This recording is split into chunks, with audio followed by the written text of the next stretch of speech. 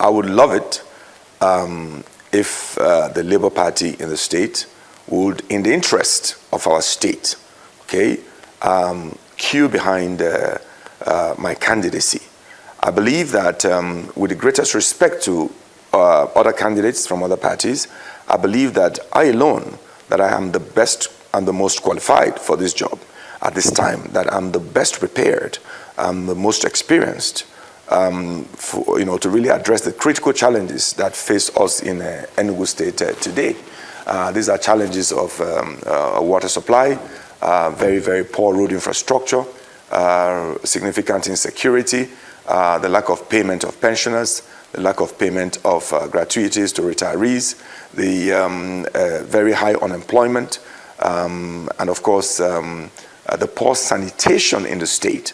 I believe that I'm the best placed. So I would welcome such, such support from the Labour Party. But let me be very, very clear, right? For me, my support for the candidacy of His Excellency Governor Peter Obi, the presidential candidate of Labour Party, was based on his person, his track record, what he did in Anambra State as a former governor, and the fact that, in my judgment, he, amongst the frontline candidates, had the capacity, he had the character, he had the competence, he has the compassion to actually provide the leadership Nigeria needs at these very, very challenging times. So it was about him. It was not about his party. And of course, you know that, like me as well, he hadn't been in the Labour Party for much longer than I have been in APGA.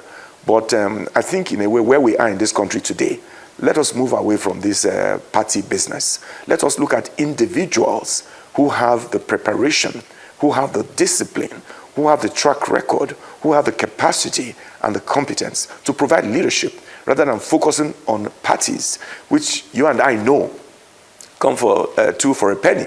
And so if you look at what is happening, how do you differentiate between members of the PDP and the APC, for instance? What is the differentiation? Oh, you don't get it here, then you move to the other side. That is what it is. And irrespective of which of these parties is there, what we've seen is very inept leadership. We've seen unbridled corruption. That is what we've seen. But at least on the basis of Governor Peter Obi's, His Excellency Governor Peter Obi's track record, it was really easy for people to mobilize around him. And because of the hope that he projected, the hope that he represented.